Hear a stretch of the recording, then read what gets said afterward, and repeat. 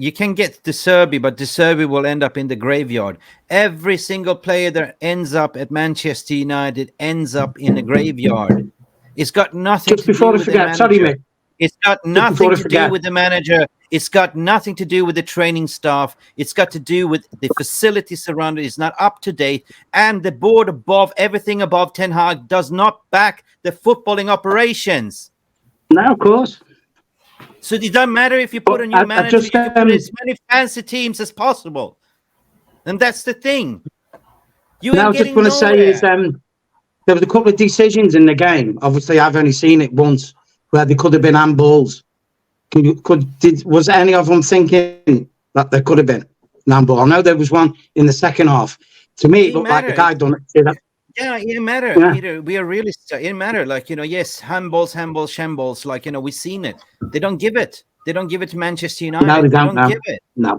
It's what's on the scoreboard. What matters. It's 0-1. And I feel sorry for the manager. I feel sorry for the players. They ain't getting the professional medical treatment that they deserve. We have players dropping like flies, muscle injuries. Where's the competence above? This club is a shambles. Of course, Mick, yeah. You can appoint Pep Guardiola. He will not succeed.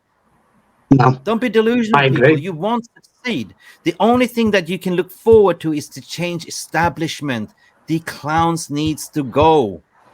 We cannot go on this sack the manager cycle, bring the next shiny toy, recruiting more players that fits the manager mold, and have that mixed bag of shit players that don't fucking Mick, fit. you know what? That's fair comment, but the manager's got to help himself out, hasn't he? Sometimes when you go somewhere, you look at what tools you've got to work with, yeah? So don't try and build a pyramid if you've only got a pickaxe, but you can build the foundations out, can't you? Yeah, but and Erik Ten Hag's not building the foundations right now, with his choices.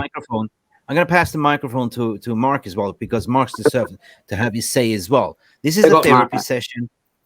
We got to point the fingers on who's to blame or not to blame, but we got to also look at the reasons behind it, right? You cannot just point the fingers of one manager, one player. It's a what do you call it? I'm missing the word. It's a joint combination of everything, right? Yeah, you can't just blame Ten Hag. Like, everyone is like, Ten Hag had this, Ten Hag bought players, Ten Hag got backed. But if you think about everything's been done halfway for Ten Hag. We back him with some players, but we don't get rid of the players he don't want. How is that positive? How is that back in the... Like, everyone is talking about the style of play and what style of play, but we want possession-based, right? So when he changes it, we have to understand that there's going to be hiccups, right? We must lose some games. It might even be shit football, but it's going to happen because we want all these progressive things, but we don't want any of the progress, the steps to go along with it. We came third last season. Everyone's Ten Hag out. Talking about Arsenal and City, they didn't even come third or fourth. They came 8th, 7th, and 5th in their first season. And I'm talking about Liverpool, Arsenal, and City in their rebuild. So what are we really doing here? This manager needs time. He needs backing, a proper setup around him to get rid of players, because as it stands, we are having problems with some players who's supposed to be like the stars of the team, the rocks, Bruno, Rashford, and we can't do anything much about it. How he's going to get rid of them? They have more power than him. They've been there for 5 managers or 4 managers already. Yeah, I get paid 300 quid per week. I'm powerful. Hey, I'm 350 a week. You cannot kick me out. I have a 3 years contract. I do whatever I want. Yeah, I manage that. Like, I'm all for Rashford being homegrown, Mancunian born, and he does so much things off the field and with his support and whatever. But at the same time, world class off the field and world class on the pitch, and world class off the pitch, not winning us games. So right now, we need to decide as fans, what are we wanting here? We want players to win us games, or we want to like players? Because I like Manchester United. Like, I have this tattoo on my hand, and I like the club, bro. I don't have Bruno. I don't have any numbers on my hand. True. You know what I mean? Here. So I'm all for it. Like, if we could get rid of anyone that's not doing what the manager wants, at the end of the day, we could see it clearly with our eyes. There's no excusing the players.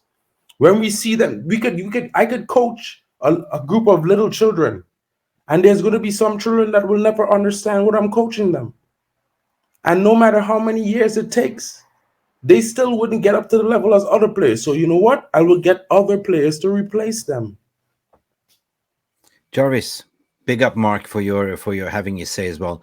Listen, I have said once before or twice before, this club, this team is not managing. They're not ready for Ten Hag ball. They are not ready for Ten Hag. They don't understand. Either you're dumb or you don't have a footballing IQ to understand what the manager wants, right?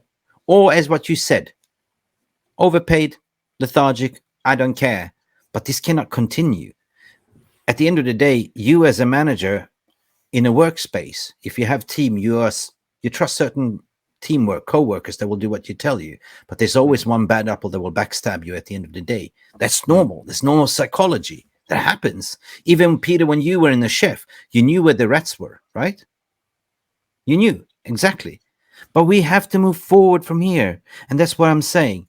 You got to look forward in the structure, what you're saying, Mark, as well. The structure, everything around you. Why are people dropping like flies? We don't have medical staff. Don't we have proper masseuses?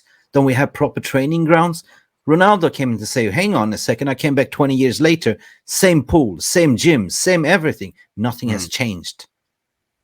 Peter, you go to the stadium, the toilets are absolutely stinking of piss there as well. Everyone's sniffing cocaine in them.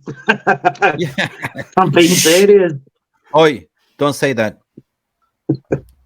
YouTube algorithm, you know what I'm talking about. Yeah, not allowed to mention those stuff. So behave.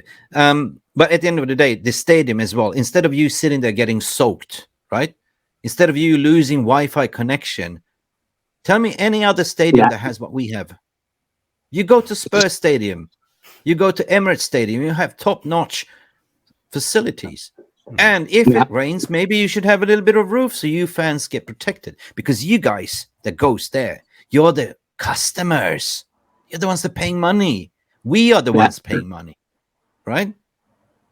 Yeah. We are the ones. We are not the one that picks the team. No, we are not, Jarvis. We're not the pick the team. No. We are the ones that suffer Well, after. sometimes it feels like we should pick the team, because I think Ten Hag has done a bad job today picking the team. I think he has underestimated what happened on Tuesday. We saw it. We saw how it worked with the players who have individual brilliance and play for themselves, but not for the team.